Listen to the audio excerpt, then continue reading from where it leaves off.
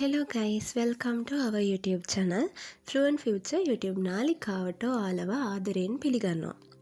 ඉතින් අද පාඩමෙන් අපි ඉගෙන ගන්නේ පූර්වක්‍රියා ස්වරූපයේ භාවිතයන්. එදා පාඩමෙන් මම ඔයාලට කියලා දුන්නා පූර්වක්‍රියා ස්වරූපය ක්‍රියාපදත් එක්ක කියන්නේ ක්‍රියාපද කාණ්ඩ තුන එක්ක හැදෙන්නේ කොහොමද කියලා. අද කියලා දෙන්නේ මේ පූර්වක්‍රියා ස්වරූපය කොහොමද අපි වාක්‍ය එක්ක භාවිත වෙන්නේ කියලා. සහ අපිට වාක්‍ය හදාගද්දි කොහොමද මේක ඕන වෙන්නේ කියලා. මුලින්ම තියෙනවා තේ ස්වරූප කිහිපයක් එකට. කියන්නේ මේ තේ ස්වරූපය කියන්නේ පූර්වක්‍රියා ස්වරූපයනේ. එතකොට ඒ පූර්වක්‍රියා ස්වරූප කිහිපයක් එකට වාක්‍යයක තියෙන්න පුළුවන්. අන්න එතකොට කොහොමද ජපන් භාෂෙන් මේක හැදෙන්නේ කියලා තමයි මුලින්ම තියෙන්නේ. මම උදෑසන අවදි වී දත් මැද මුහුණ සෝදා උදෑසන ආහාරගෙන නිවසෙන් පිටත් වෙමි. දැන් ඔතන ක්‍රියාපද ගොඩක් තියෙනවා. මේ ක්‍රියාපද ඔක්කොගේම පූර්වක්‍රියා ස්වරූපය අපි හදාගන්න ඕනේ. එතකොට අවදි වී මුලින්ම තියෙන අවදි වී උදෑසන අවදි වී මම මේ වචන ටික ඔයාලට පහලින් එතනින්ම දීලා තියෙනවා. එතකොට අවදි වෙනවට කියන්නේ ඔකිමස්. අවදි වෙනවට කියන්නේ ඔකිමස්. එතකොට ඔකිමස් කියන්නේ දෙවෙනි කාණ්ඩයේ ක්‍රියාපදයක්. මං කියලා දුන දෙවෙනි කාණ්ඩයේ ක්‍රියාපද වලදී මස් ස්වරූපේ ඉවත් වෙලා තේ එකතු වෙනවා විතරයි වෙන්නේ. මස් ස්වරූපේ ඉවත් වෙලා තේ ස්වරූපේ කියන්නේ තේ අකුර එකතු වෙනවා. එතකොට ඔකිතේ බවට පත් වෙනවා. අවදි වී කියලා හැදෙනකොට අවදි වෙනවා කියන එක ඔකිමස් ඔකිතේ වෙනවා අවදි වී කියලා හැදෙද්දි. ඊළඟට තියෙනවා දත් මැද. දත් මදිනවට කියන්නේ දත් වලට කියන්නේ හා ඕ මිගකිමස්. මදිනවට කියන්නේ මිගකිමස්. හා ඕ මිගකිමස්. එතකොට දත් මැද. එතකොට මේ මිගකිමස් කියන එක පළවෙනි කාණ්ඩයේ ක්‍රියාපදයක්. එතකොට ඔන්න මතක් වෙන්න ඕනේ මිග ඉතේ. කිමස් නම් ඉතේ වෙනවා. මිග කිමස් වල කිමස් ස්වරූපේ ඉතේ බවට පත් වෙනවා. එතකොට මිග ඉතේ වෙනවා.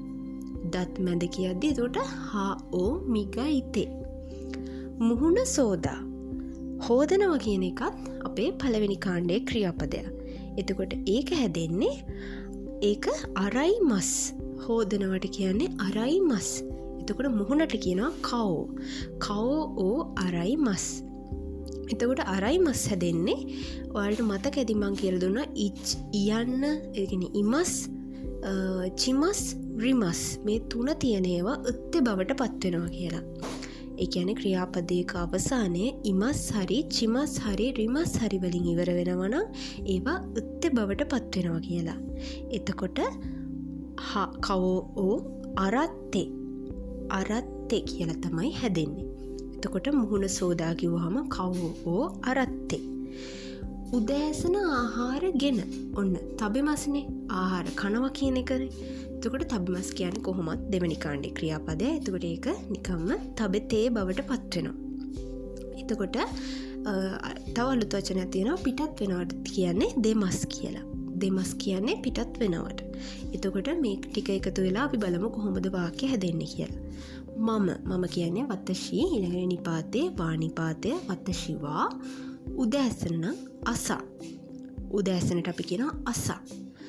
වතෂිවා අසා ඔන්න අවදි වී ඔකිතේ දත් මැද හා ඕ මිගයිතේ මුහුණ සෝදා කව ඕ අරත්තේ උදෑසන ආහාරගෙන අසගොහං ඕ තබෙතේ ඔන්න උදෑසන ආහාර වලට කියනවා අපි අසගොහං.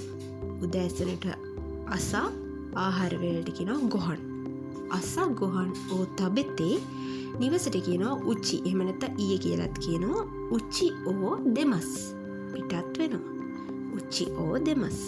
වතෂිවා අසෝකිතේ හා ඕ මිගයිතේ කෝ ඕ අරත්තේ අසකුහං ඕ තබෙතේ උච්චි ඕ දෙමස්. ඔන්න ඔය විදිහට තමයි වාක්‍ය හැදෙන්නේ. තියෙනවා තේ කරා කළ පසු. ඔන්න තේ කියන්නේ තේ ස්වරූපේ තවත් භාවිතයක්. තේ කරා අපි බලමු ඒක කොහොමද වාක්‍යයක් එක්ක හැදෙන්නේ කියලා. පාසල් ගිය පසු ඉගෙන ගන්නවා. ඔය කියන්නේ යමක් කළ පසු කියලා කියද්දී අපි ඒ කියන්නේ කෑමෙන් පසු අන්න ඒ වගේ කියනවා නම් අපි තේ කරා කියන වචනේ තමයි පාවිච්චි කරන්නේ. මම උදාහරණ දීලා තියෙන්නේ වලට ගිය පසු.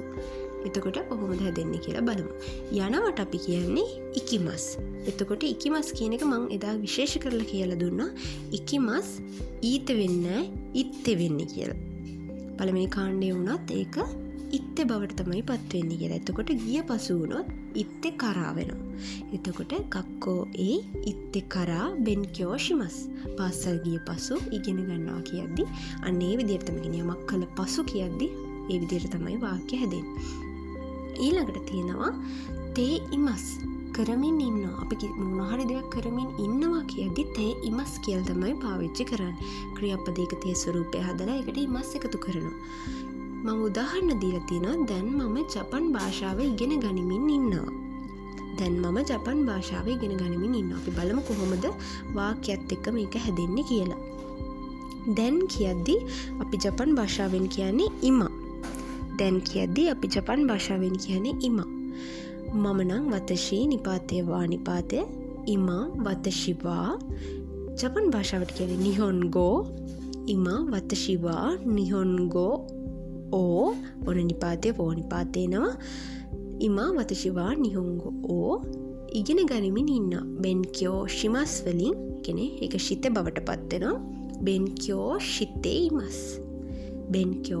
ඉමස්. සම්පූර්ණ වාක්‍ය හැදෙන්නේ ඉමා වතෂිවා නිහොන්ගෝ ඕ බෙන්කියෝ ශිතේ ඉමස්. ඔන්න ඔය විදිහට තමයි කරමින් ඉන්නවා දෙයක් ඉගෙන ගනිමින් ඉන්නවා කියලා කියන්නේ ඒ විදිහට තමයි. ඊළඟට තියෙනවා තේ කුදසයි. ඒ කියන්නේ මොකක් හරි විධානයක් දෙද්දි කරුණා කරලා කරන්න මේක. ඒ විදිහට කියද්දී අපි තේ කුදසයි තමයි පාවිච්චි කරන්නේ. අපි බලමු කොහොමද වාක්‍ය එක මේක එකතු වෙන්නේ කියලා. කරුණාකර ඉක්මනින් ලියන්න. ඒක කියද්දී අපි ඉක්මනින් කියද්දී හයක්කු කියලා තමයි ඉක්මනින් කරන්නේ. ඉක්මනින් කියන වචනයට ජපන් භාෂාවේ තේරුම තමයි හයක්කු. එතකොට ලියනවට අපි කියනවා කකිමස්. කකිමස් කියන එක ඔන්න තේ ස්වරූපයට හැදෙද්දී කයිතේ වෙනවා. කකිමස් කියන එක ලියනවා කියන වචනය තේ ස්වරූපයට හැදෙනකොට කයිතේ වෙනවා. එතකොට හයක්කු කයිතේ කුදසයි.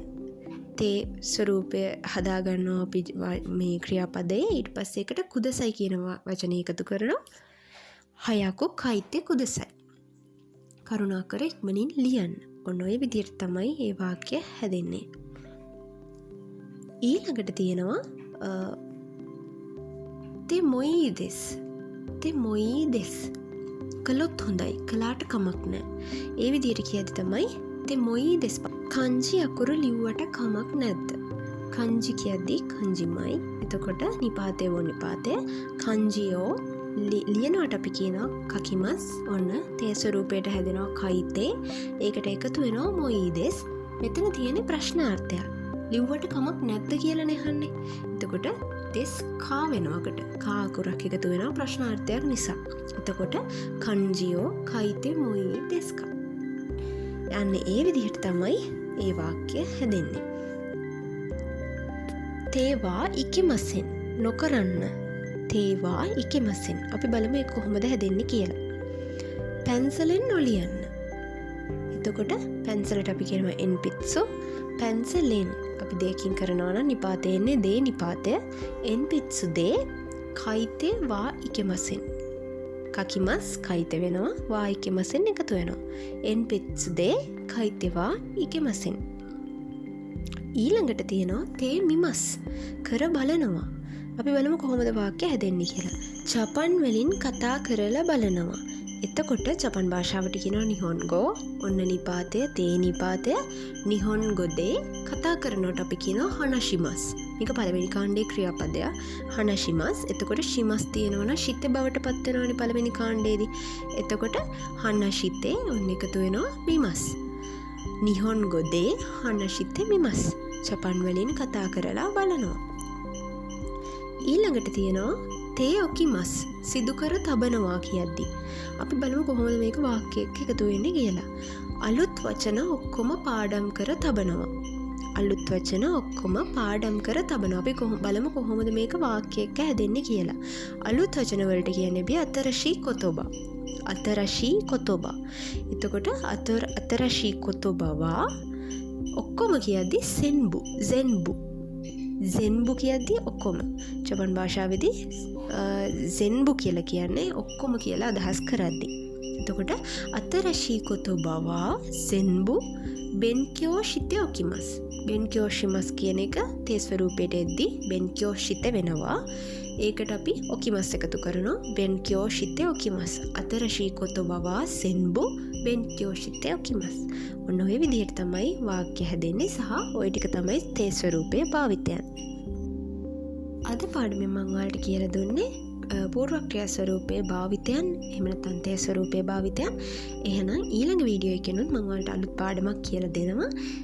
ඉතින් අපිත් එක්ක රැඳී සිටින්න කියලා ඔයාලට කියනවා. ඒ වගේම අපේ YouTube channel එක තාමත් subscribe කරලා නැත්නම් subscribe කරන්න සහ bell icon එක click කරන්න. ඒ වගේම වීඩියෝ එක share කරන්න තවත් ජපන් ඉගෙන ගන්න කැමති යාළුවන්ට. ඔයාලා හැමෝටම සුබ දවසක්. සයෝනාරා.